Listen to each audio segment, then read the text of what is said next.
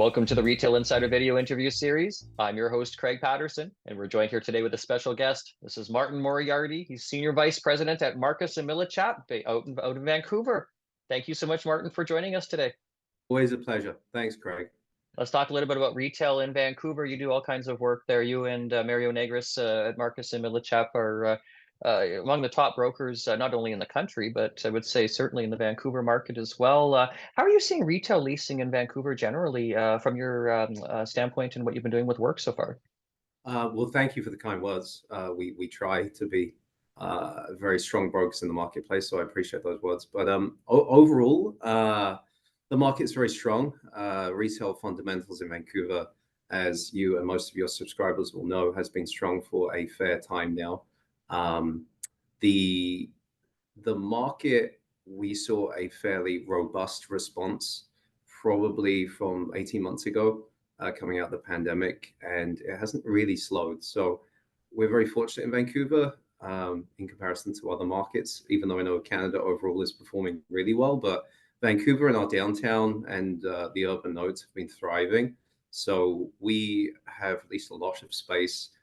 We continue to bring great tenants from around the world to Vancouver. And I think that people have really paid attention to Vancouver of late. And we've seen that with the genre of the tenants coming into our marketplace, the excitement around Oakridge. You walk down Robson Street, you can see the tourist traffic is back, both winter and summer now. So it's a really positive story overall. And it's been quite interesting to see the genre and the level of tenancies. Even to see Balenciaga open up last month on Alberni Street, a lot of excitement and fanfare, and it was a long time coming. And it was nice to see the work, the fruition of the hard work, and the store being delivered. And I think the sales have been very strong so far. So so far so good. Very familiar story for Vancouver. Same old, chugging along very well. Let's talk a bit about some individual areas, and let's actually start with where Balenciaga is. The store recently opened, as you said, last month, December, at the corner of Alberni Street and Thurlow Street in an area that's been coined a luxury zone in Vancouver. Now, I think you and Mario kind of are at least partly responsible for this luxury zone in terms of the retail, because retail along Alberni Street from around 2012 to, I guess, the present has shifted from being a relatively, I guess you'd say, nondescript street, at least for the most part, to being a street that's lined with luxury stores. Well, what are you seeing with this luxury zone the next little while in downtown Vancouver?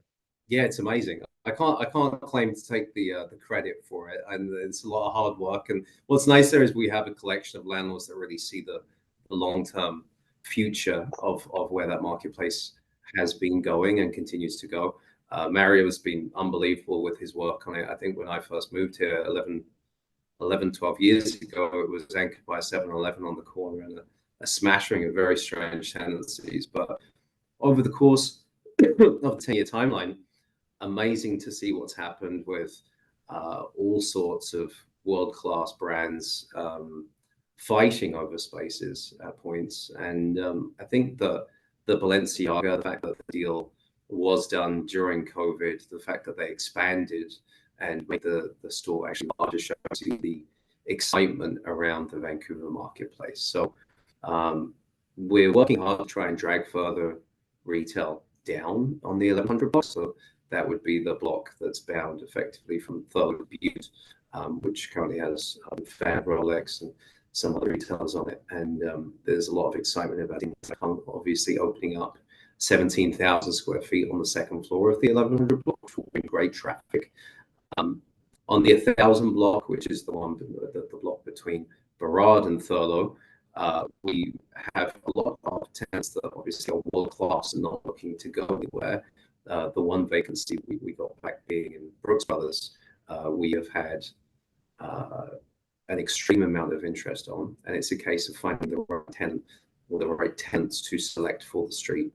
And accordingly, we are close to being done or done with a couple deals there, and announcements will be coming soon, and they're really exciting. It adds another mix to the tenancy profile of the street, and I think people will be really happy when they see the type of tenant rolling in there. But overall, Vancouver, you take the last 10, 11, 12 years, and that street it kind of shows the maturity of the city and what it's growing out to be, world class, and very much the aspirational and luxury elements of the city have grown during that time.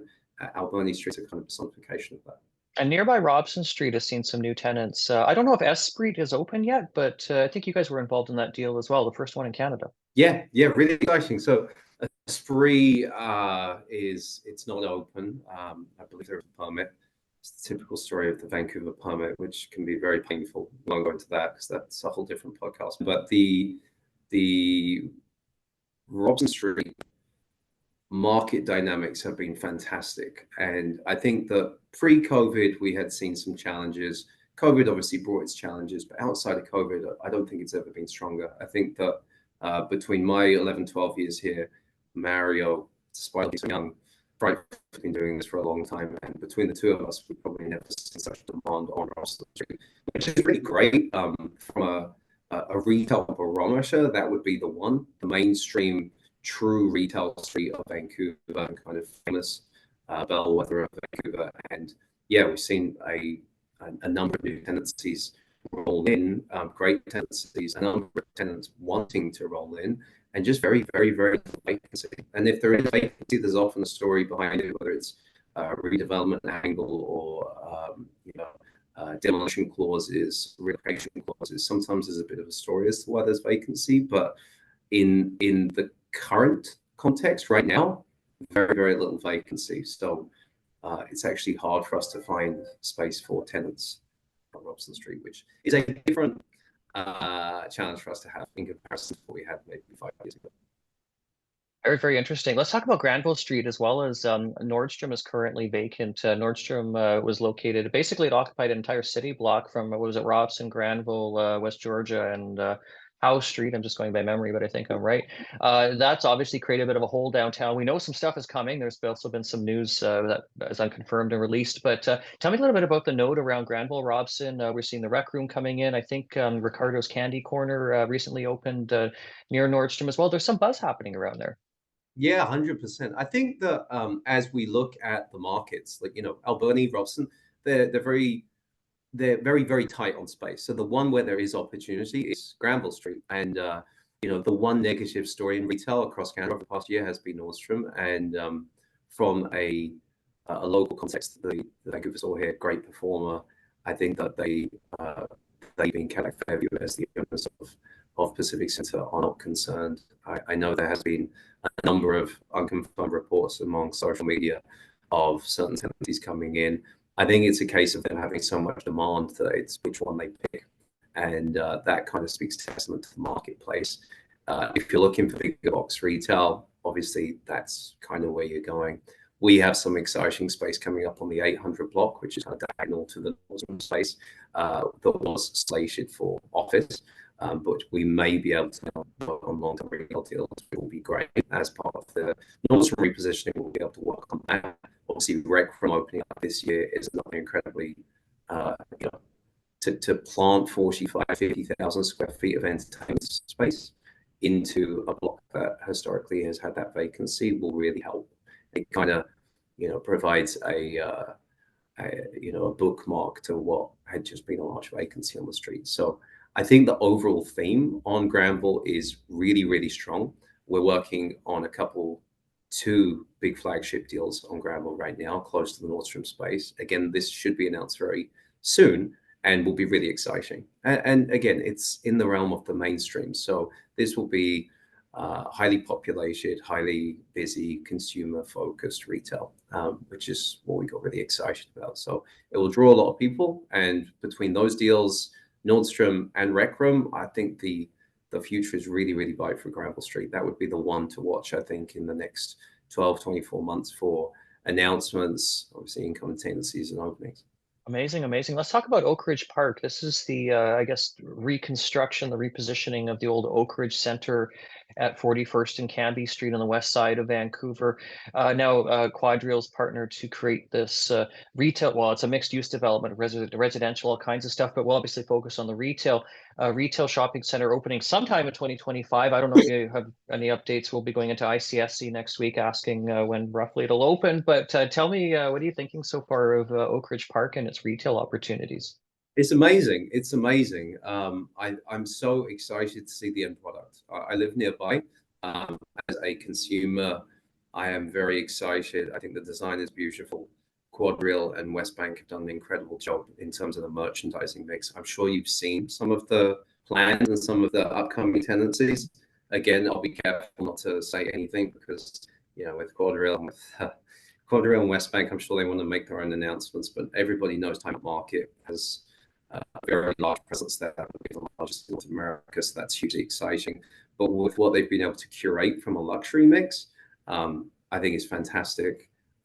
This concept that it's one versus the other, Gastown or Oakridge, it clearly has been dispelled because I think that people have seen that Vancouver's a large enough market where, you know, it can be achieved in both locations. And I think that we're very tight on space here, so I think it's necessary to have both. So I think it's going to be really exciting. And for me, as a consumer, non-broker, outside of business, I'm very excited to see what it looks like. I really think it's going to be on the absolute precipice of some of the best design in the world for retail. And I think that it's an overall just an incredible story for Vancouver. I think it helps the retail market overall, the general market itself by adding things like Time Out Market, the park, the library, the social spaces, the community space. So yeah, really excited for it. I personally have been greatly involved. We have worked on some deals there, but I think that overall, the strategy, the merchandising, and the delivery of the product is going to be fantastic. I'm very excited about Oakridge Park as well. Let's talk about one more little area. We've actually talked about this before. It's West 4th and Kitsilano. New retailers keep opening. We've got a lot of direct-to-consumer brands, a lot of outdoor brands. It's quite exciting. Tell me about any updates you might have for West 4th and where you see this street going, because it did not look like this when I was younger. It's gotten to be really popular and quite a shopping street. Yeah, it's amazing. And I think it's unique in the sense it has its own identity. I think that West 4th is this for people who don't know, in Kitsilano, which is the home of the original Lululemon, and the kind of mindset of Lululemon, close to the beach, surrounded by dense population. You know, 2 to 3 blocks. The street is longer, but 2 to 3 blocks of pure retail, and a really nice mix of tenancies there across a variety of uses.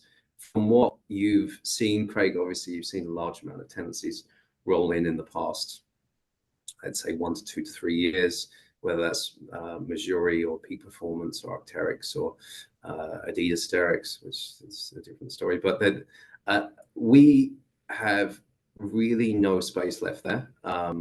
There's at least one very strong announcement coming soon that you probably already know about. It's a Canadian retailer. And, yeah, we won't say it out loud. I think that overall that street, the improvement on it, and I think the vibe of it is fantastic. I think that if you're trying to draw a specific, you know, a millennial-based user and a millennial-based consumer, it's fantastic. I think its location is awesome because you're between the downtown and Oakridge, so I think there's room for it, and it's, you know, it's different. And overall, the theme is just very strong. We've seen rents really project up there anywhere between 30, 40, 50% higher than where it was maybe 3-4 years ago. I see no lack of demand from tenancies. Again, biggest problem in our market is space and finding it and where it goes next. So we spoke about Robson Street and how it's pretty tight. Alberni Street, pretty tight. West 4th, pretty tight. And our biggest challenge as brokers is it's great to lease space when you've leased all of it, you know, where you create it next. So that's kind of what we're working on right now, because most of the markets that we're talking about not necessarily are doing or the great work that we try to do. A lot of our clients have done incredible jobs in creating value in space, and quite frankly, I think the appetite for Vancouver has just become very strong across the globe. And I think that people are really seeing this marketplace as somewhere they need to be. I'm aware of global retailers having conversations. It's not whether we do Toronto or Vancouver or whether we do Vancouver or Calgary. It really is like, do we do Melbourne or Vancouver? Do we do a third location in London or Vancouver? So we're kind of fighting out on a global basis, which is really exciting. And, from our perspective, we have to educate people on the marketplace. But, West Fourth is one of those where you're seeing new tenancies roll in from all sorts of places across the globe. And what's interesting is historically, they've always said, we want Robson to be the first, or we want Alberni to be the first. A lot of those we're seeing on West Fourth now, which is interesting. Like Missouri opening up Fourth and the lines around the block, that was a big deal. So, and we've seen that from 2 or 3 brands now. Adidas Terex, same thing. First location in Canada, first location in North America has to be on West Fourth. Like, interesting for us to see as locals. And I don't really see much of a slowdown there. So it's a case of keep calm, carry on, find some space and lease it. Oh, that is fascinating. And then I guess we conclude Water Street or Gastown. I actually didn't think to ask about that. I was in Vancouver a while ago, got to check things out, and it's still buzzing. There's some really cool stores down there. People were in cafes, went into contraband, Cafe Kitsune. There's all kinds of interesting places still in Gastown right now. Yeah, I'm really happy actually because the story was fairly negative maybe 6 months ago. I think that the story is very positive down there. It's had its socio-economic problems, which I'm sure most people will be aware of. But in the past 6 months or so, a lot of the vacancy has filled up. I hear it anecdotally, the sales are very strong. I think over the summer, the sales are very strong. I think as we approach winter, we're obviously lucky to be so close to Whistler and we get the tourist traffic. And it seems to have cleaned up. There is certainly work to do still, but where we were 6 months ago, 9 months ago, 12 months ago, and coming out of COVID, it was very, very tough down there. I think the future there is very positive. The one item that we're uncertain of is the local municipality and some stakeholders down there are looking at potential pedestrianization of Water Street, and that causes a little confusion. Is there going to be parking? Is it going to be pedestrianized? And that's something I think that's being reviewed. I have no answer or perfect answer for it, but I just think it provides a little bit of uncertainty for some retailers. But you look at the Starbucks that shut down; it was replaced by Lee's Donuts. It looks fantastic. It's incredibly busy. I have no worries that that's going to do very well, and I'm really pleased to see that the tide's turned down there. So. A much more positive story than it has been. Well, thank you so much for talking with us today. This has been Martin Moriarty, Senior Vice President at Marcus Millichap in Vancouver. Thank you, Martin, for joining. Thank you, Craig. Always a pleasure. See you next week in Whistler. And thank you so much for joining us today. I'm Craig Patterson. I'm the founder and publisher of Retail Insider Media. I'm also the host of the Retail Insider video interview series. Thank you so much for joining us here. Whether or not you're joining us on YouTube or on one of our podcast channels, if you haven't already, be sure to subscribe. Take care and bye for now.